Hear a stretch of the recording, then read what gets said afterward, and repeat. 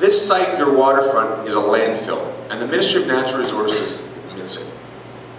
And I guess what's in operation here is really that the MNR has taken the position that because you're Hawkesbury, and because you've lived with a landfill for a waterfront for so long, you're going to accept half a landfill instead of a whole remediation. Based with the conversation that I had with the Minister's office today, I can tell you that it's just not the waterfront that stinks. It's the process that has arrived at this conclusion.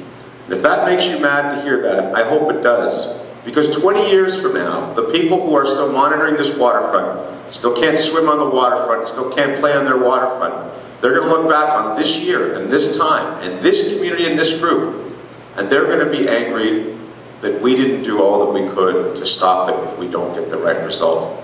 Part of my reason for coming here tonight is to lay out the legal options that you have to stop this tragedy from occurring. And it is a tragedy if they take your money and they do less than a full remediation. The MNR, as you know, has an objective to clean this site up for as little money as possible. That, unfortunately, is the only conclusion that makes sense in the context of what's happened. And the question that I have to you as a community, is that acceptable?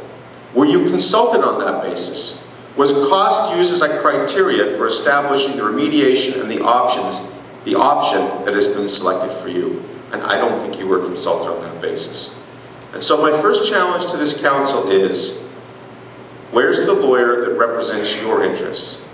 Your council has now been forced, like so many other communities in the province of Ontario, facing similar issues. You cannot rely on the province of Ontario to represent your interests. You're going to have to tax yourselves, you're going to have to raise money, and you're going to have to hire a lawyer to fight for your interests because your interests are not being represented by the province of Ontario, not today, and not starting back in the 1980s when they didn't enforce a letter of credit to clean up this site.